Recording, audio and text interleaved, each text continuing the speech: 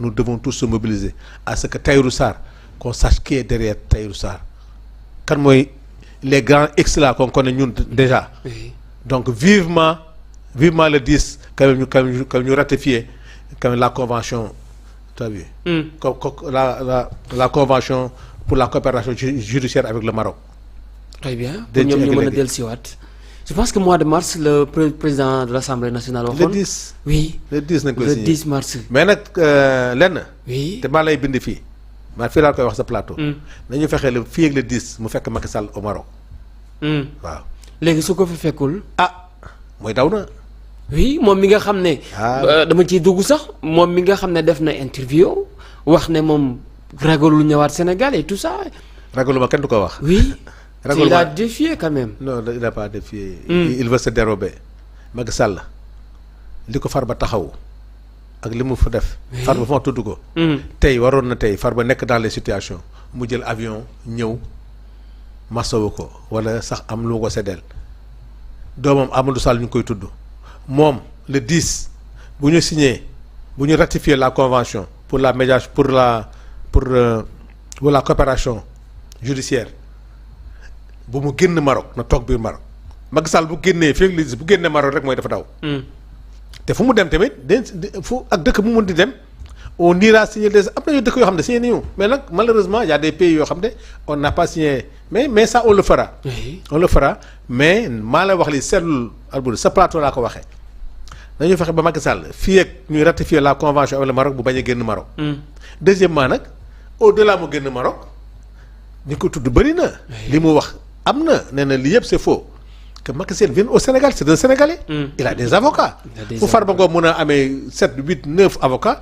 Macky Sall peut avoir 50 avocats bu ko neexee. te ba pare c'est un ancien président kenn du ko tuumal ci loo xam ne il a les preuves. donc Macky Sall au-delà du vote bi ñu war a def vraiment pour ratifier la convention avec le Maroc. di envoyer di envoyer ay nit. ay commission rogatoire. di ci fay xaalis bien quel que soit alpha sax y aura la commission rogatoire. pour aller fouiller dans les banques marocaines pour dem xool li fa Macky Sall am pour xool li fa Sanu am li fa keneen am li fa keneen aussi en plus des sénégalais yi nga xam ne ñu nga fa di courir dans les prisons marocaines loolu yëpp mais li ci ëpp solo mooy la commission rogatoire. que Macky Sall nañu xaar le 10 au Maroc. très bien waaw alors ci ñi nga xam ne sax ñi ngi intervenir depuis bu baax léegi.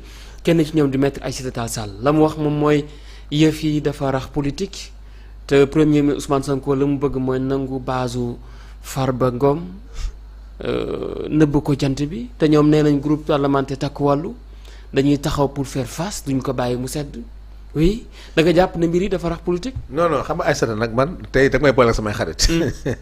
Aïssata dafa suma xarit la suma ku baax la mais xëy na tukulóor buy làkk wolof la quoi. oui. dafa war a wax ne politicien bu am problème mais du problème politique politicien la bu am problème avec la justice. très bien mais c'est pas un problème parce que lii CENTIF de politique. CENTIF ay banque la. moi maître Aïssata comme je l'ai connu brillante avocate li ma débat bi mu bëgg mooy ñoom ñu dugg ci li ñu doon demande assemblée nationale le fond du dossier am nañ ko. que banque yi li ñu wax ci transaction yi am. tudd ci ay nit tudd ci 11 à 12 personnes. dans un premier temps.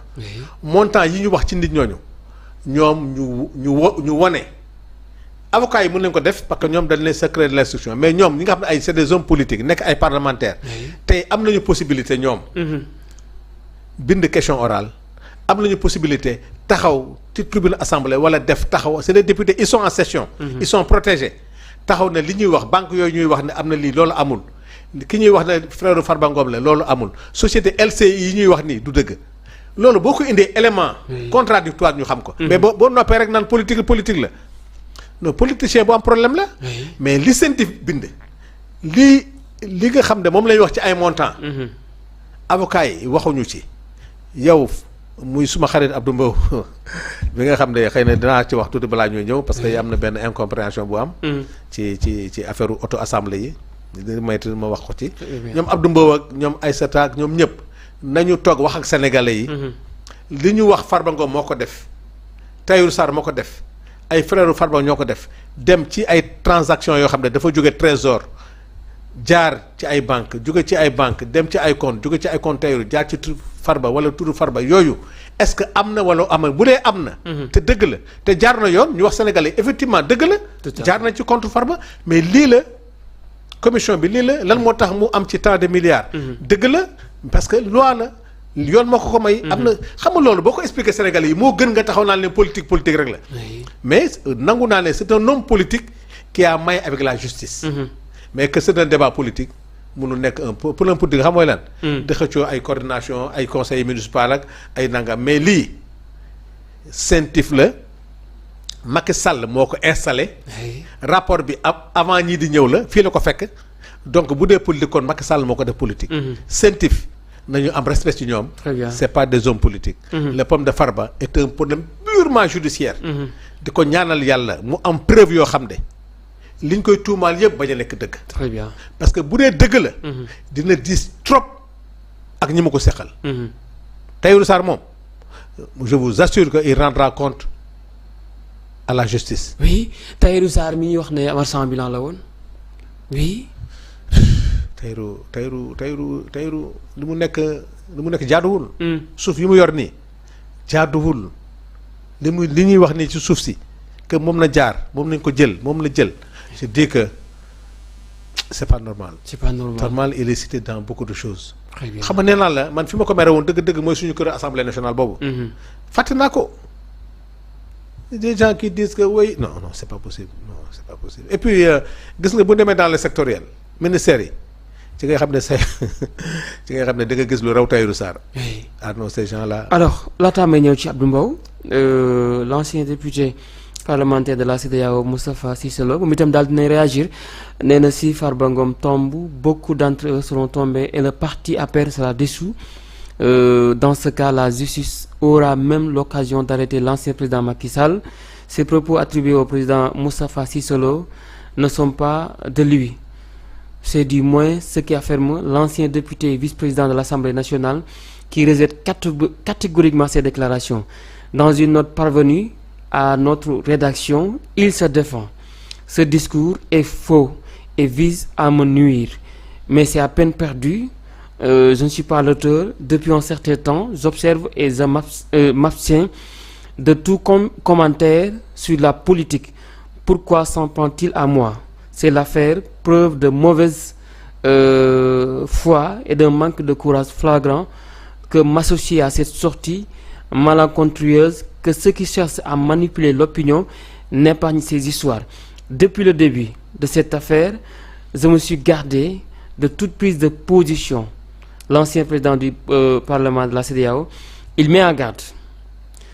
Si ces gens persistent, je n'hésiterai pas à explorer toutes les voies de droit, car nous sommes dans un état de droit. Il faut qu'ils cessent de me diffamer.